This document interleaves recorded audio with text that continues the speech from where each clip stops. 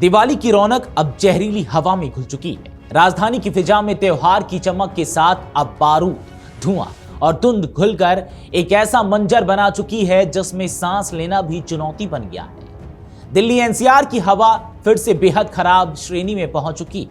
हालांकि तेज हवाओं ने फिलहाल थोड़ी राहत जरूर दी है, लेकिन यह राहत ज्यादा देर टिकने वाली नहीं दिख रही।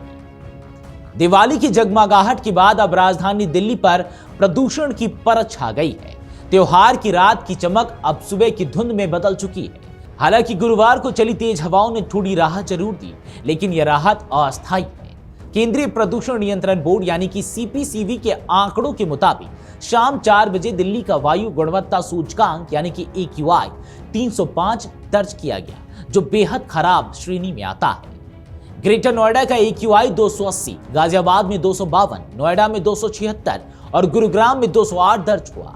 दिल्ली एनसीआर में सबसे बेहतर स्थिति फरीदाबाद की रही, जहां AQI 198 पर रहा, जो मध्यम श्रेणी में गिना जाता है। सीपीसीबी के अनुसार बृहस्पतिवार को हवा उत्तर पश्चिम दिशा से 10 से 15 किलोमीटर प्रति घंटे की रफ्तार से चली, जिससे प्रदूषक कणों का थोड़ा विसर्जन हुआ। मगर सोमवार तक हवा के बेहद खराब स्तर तक बने रहने का अनुमान है। दिल्ली की हवा में PM10 का स्तर 249 और PM2.5 का स्तर 150.9 दर्ज किया गया, जो स्वास्थ्य मानकों से लगभग 3 गुना ज्यादा है। राजधानी के आसमान में धुंध और धुएं की परत अब भी छाई है। सुबह के समय पालम इलाके में दृश्यता घटकर 800 मीटर तक रह गई। अच्छे मानसून के चलते इस बार दिल्ली की हवा सितंबर तक अपेक्षाकृत साफ रही थी, लेकिन पिछले 9 दिनों में हवा की गुणवत्ता तेजी से बिगड़ी है। 13 अक्टूबर को AQI 189 था, जो अब बढ़कर 300 के पार पहुंच गया है। दिवाली की शाम हुई आतिशबाजी ने प्रदूषण की स्थिति और गंभीर कर दी।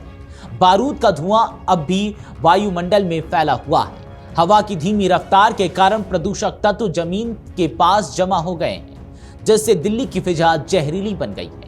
दिल्ली सरकार में पर्यावरण मंत्री मनजिंदर सिंह सिरसा ने बताया कि राजधानी में प्रदूषण नियंत्रण के लिए करीब 2000 टीमें तैनात हैं।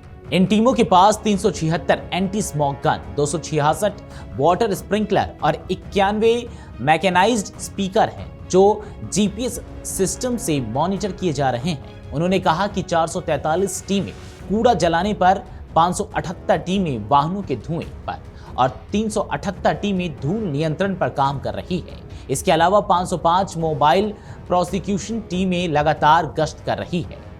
सिरसा ने बताया कि दिल्ली सरकार ने IIT कानपुर और मौसम विभाग के सहयोग से जल्द ही क्लाउड सीडिंग यानी कि कृत्रिम वर्षा की योजना शुरू करने का निर्णय लिया है। साथ ही इलेक्ट्रिक वाहनों को बढ़ावा देकर प्रदूषण घटाने की दिशा में भी काम हो रहा है।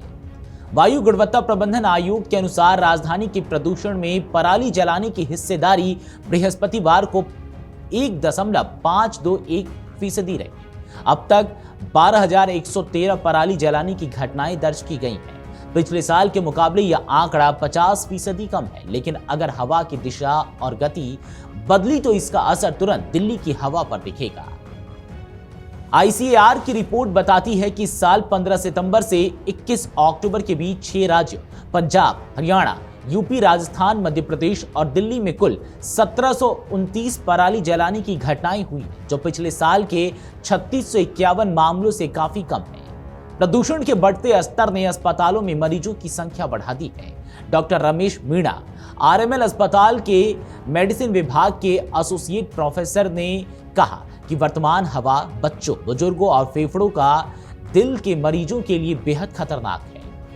उन्होंने अपील की कि जब तक वायु गुणवत्ता में सुधार नहीं होता, लोग N95 या डबल मास्क पहन सुबह और शाम के समय बाहर निकलने से बचें और घरों में वायु शुद्धिकरण पौधे लगाएं। प्रदूषण से बचाव के कुछ उपाय भी हैं, जैसे बाहर निकलते समय N95 मास्क का उपयोग करें, गैर जरूरी काम से बचें, खासकर सुबह शाम।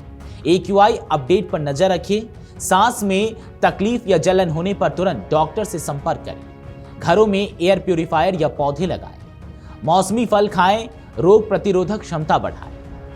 त्योहार की चमक के बाद राजधानी की हवा फिर से दमघोटू हो चुकी है। तेज हवाओं ने भले फिलहाल राहत दी हो, लेकिन सीपीसीबी की रिपोर्ट कहती है कि अगली सुबह फिर धुंधली हो। सवाल यही है, क्या दिल्ली हर साल दिवाली के बाद इस जहरीली सजा को झेलने को मजबूर रहेगी, या अब वक्त आ गया है कि नीति और जिम्मेदारी दोनों हवा की तरह साफ दिखाई दे। अगर आप ये वीडियो YouTube पर देख रहे हैं तो हमारे चैनल को सब्सक्राइब कर बेल आइकन दबाएं, और Facebook पर देख रहे हैं तो हमारे पेज को लाइक करें।